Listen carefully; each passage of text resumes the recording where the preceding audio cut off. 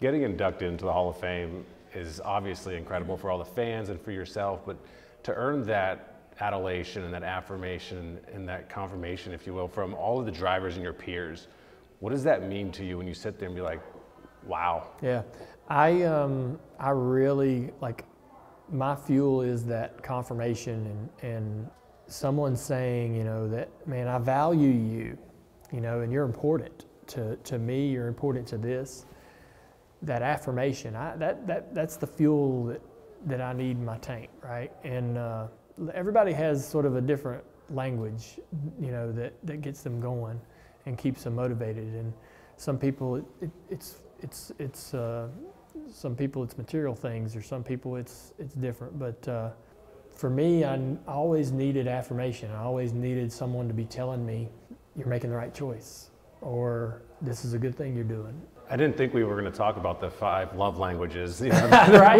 Yeah. Words of affirmation, but when did you realize that's how you were feeling? Because I think it takes a long time for men in particular to kind of realize how they're fueled like that. You can imagine it was my wife that told me that. You know, she just, you know, sat down with me one day and she goes, this is what fires you up, all right? This is what keeps you going, and you react to this.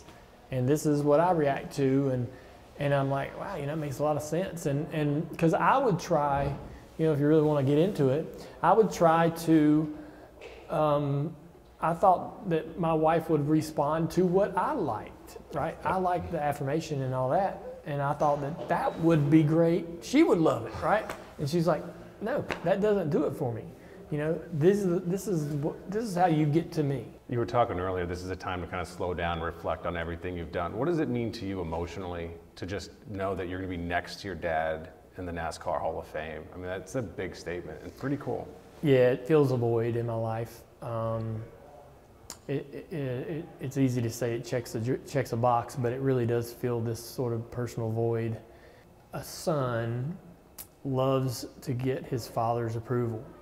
And I have, you know, I've not had his approval for a long, long time. You know, he's been gone for 20 years now. And so I've really wanted to know what he would think in a lot of scenarios in my life, in a lot of moments. And he just wasn't there to give me his words.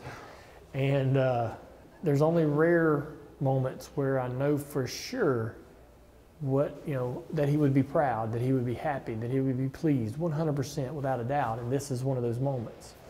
And so that gives me some emotional peace, you know, that I think he would be thrilled with this, and I think he would be in lockstep with me through this experience, enjoying it with me, or I would make sure he was with me, right? You know, no way he would be getting out of any of this. And so, you know, I feel pretty confident in that emotion that I have about, you know, what he might think or how he might feel about all this. When you started racing, I have no doubt it was all about wins. You wanted to win. You wanted to be like your dad. When did you kind of evolve into being a successful driver, winning 2 Daytona 500s, 15-time most popular driver, almost 30 Cup wins, to being that ambassador that you are, and not only that, but embracing it? I think it took a while for me to understand that was even happening. When I started racing with Budweiser, we did a lot of big things with some publications outside of the NASCAR bubble, and I just was going along with the ride. It was Budweiser, you know, how you weren't going to tell them you're not going to do this, and it was MTV Cribs, right? Who doesn't want to be on MTV Cribs? All my friends do, right? So they're like, they'd never let me hear the end of it if I didn't do it, and so for the longest time, I was just going and doing what was on the calendar, what someone else had signed me up for. And then years later, somebody was like, you know, man, you really introduced the sport to a lot of people that wouldn't have probably given it a shot, or you took us to a different audience. Will Dale Earnhardt Jr. ever race in the Daytona 500 again? Never say never.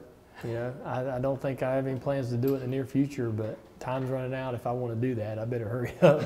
But I don't think I'm ever going to do it again, but you never say never.